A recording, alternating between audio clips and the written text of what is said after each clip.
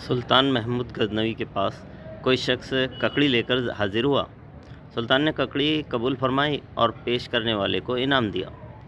फिर अपने हाथ से ककड़ी की एक फांक काट कर अपने चहेते गुलाम अयाज को दी। अयाज मज़े लेकर वो ककड़ी खा गया। फिर सुल्तान ने दूसरी फांक काटी और खुद खाने लगा।